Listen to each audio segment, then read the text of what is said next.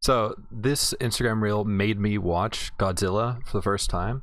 I've really liked Godzilla as just a concept for a very long time, and I was a huge fan of Godzilla Minus One. So this has been on my to watch list for a very long time. Also, pardon my not shaving.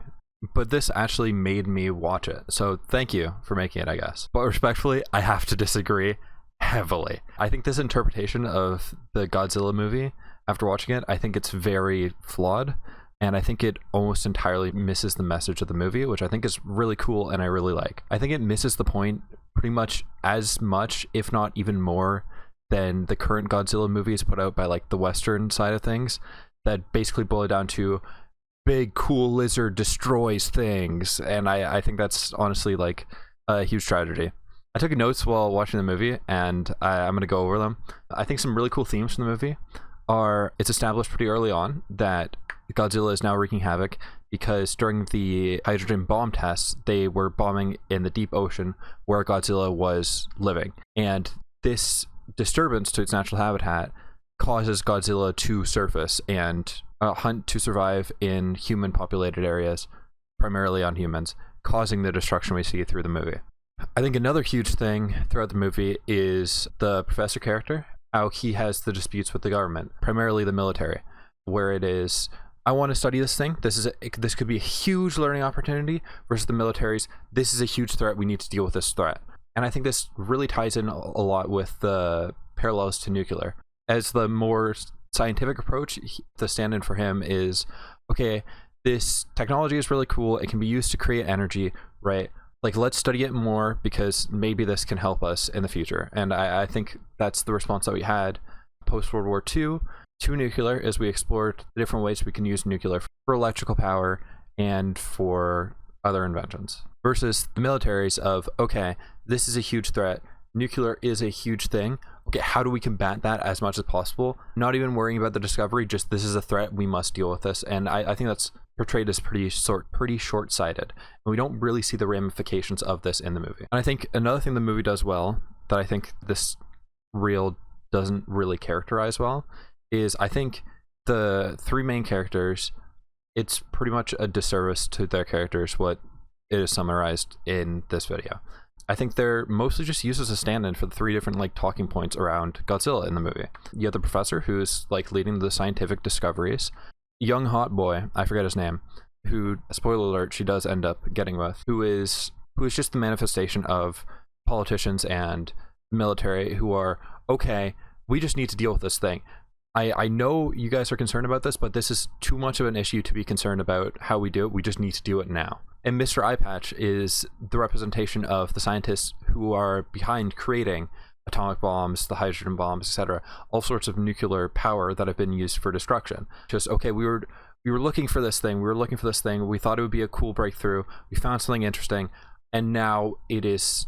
And now because I have made this creation, it can be used for such destruction, where it's literally the Oppenheimer thing of, I have now become death. And that is what the Eye Patch character is struggling with a lot in the movie, is I have this invention, it can help save the day, but if this falls into the wrong hands, then I become death. I am responsible for so much destruction. He has an equally badass quote of saying, as a scientist, no, as a human, adding another deadly weapon to humanity's arsenal is something that I cannot allow. And I think that is so badass when you're saying basically, okay, I know I've developed this thing, I spent so long working on this, I don't care, it's too destructive, I cannot allow it, so I'm going to make a sacrifice, not only giving up on my work and burning it, but in the end, giving up on my life to stop any bad actor from coercing the information out of me. Minor gripe, but we know in the real world, if we saw this, then they'd be trying to reverse engineer it and it would come back, but he has decided he is not taking responsibility for that. He is not allowing his research, even if they are able to reproduce it, he is not allowing his research to be the reason why humanity destroys even more. I think another big theme is our pursuit towards weaponry and destruction ultimately leads to misery and limits scientific discovery. Because in the end of the film, they end up killing Godzilla, they aren't able to study it. The professor does not get what he wants. He is never able to study how Godzilla is resistant to radiation. Because of this pursuit towards destruction, first from the hydrogen bombs that have caused Godzilla to arise and destroy, and then through the pursuit to kill Godzilla afterwards, it has limited the scientific discovery around this so much. And I think that's handled pretty well within the film. These are minor themes, but they're present within one scene which I really liked in the movie, which is when they're discovering their findings when they first went to go investigate Godzilla. What they end up finding is the prehistoric creature attached to the Godzilla footprint, figuring out how old he is, and they figure out that he's radioactive because of the hydrogen bombs. They find out that the thing that is causing the boats to sink is a creature, and originally it's just in one room and they're discussing. And the political side of things, the leaders are saying, okay, we need to handle this securely because it might cause ramifications if this just gets out. And then there's another group of women that are saying like, okay, this is really important information, this just needs to get out. And it really leaves you with the question of, okay, what is the repercussions of just spreading information without context? Like, how do we handle that? And it is implied through the movie that the women get what they want and it handles fine, but that is like, it really did leave me with the question of like, what would the appropriate reaction be? Because they do bring up some good points of like, okay, well, they appear weak, what happens if it cripples the economy? What happens if that prompts like an invasion from foreign adversaries because they're already dealing with this problem? These are things to consider in results of this, I guess, natural disaster. And also, swinging back to the economy point, later on there's a meeting with the professor and what I assume to be the Prime Minister of Japan. I don't know, I assume so. I don't think it's explicitly stated in the movie. And the professor is arguing that we need to research Godzilla. It's not fair to just kill him.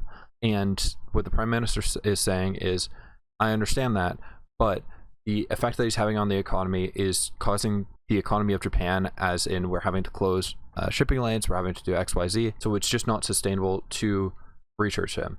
And I think that really highlights the give and take between economy and science of, okay, we want to do this, but is it sustainable, not just for the untold human lives, but the economy side of things as well? Like, if this allows scientific discovery, but it makes the material lives of the Japanese citizen materially worse, is that worth it? The movie decides not, but I think it's still an interesting point to bring up. There's some final things that I also want to just go over real quick. This really makes Godzilla Minus One so much better. There's a lot of parallels between Godzilla Minus One and this movie, and I think Godzilla Minus One is just the modern version of this movie, and I think they are both really, really good. Second thing, I feel like this is a thing that's taken for granted a lot nowadays, but Godzilla is not naturally radioactive. They say in the movie that it is caused by the hydrogen bomb tests, and also that Godzilla is an ancient creature brought to the surface because of human interference. A lot of new things, just like, you know, he is this elemental beast from blah, blah, blah. But the original backstory to Godzilla is that he was just an old creature from a prehistoric age that, you know, that evolved to go into the deep ocean and create a habitat there. But because of humanity's habitat destruction, is now risen to the surface and wreaking havoc. Anyways, really enjoyed the movie. Thank you for whoever made this TikTok thing for providing a reason for me to watch it. Even though I disagree, I can see kind of how you get there, but honestly, it's like one scene, and I think it's not the correct interpretation of the movie, if there is one. Bye. Hi, it's me from 2 hours later after editing. A few more thoughts.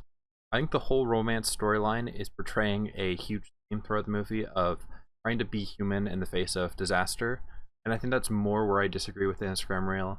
Also, I really did like how he did express analyzing monster movies in the reel, where it is you basically take out the monster and then whatever else is taken out of the movie while doing that is probably what the monster is a stand-in for. I think that's a really, really good way of analyzing. I just wanted to also include that. Bye.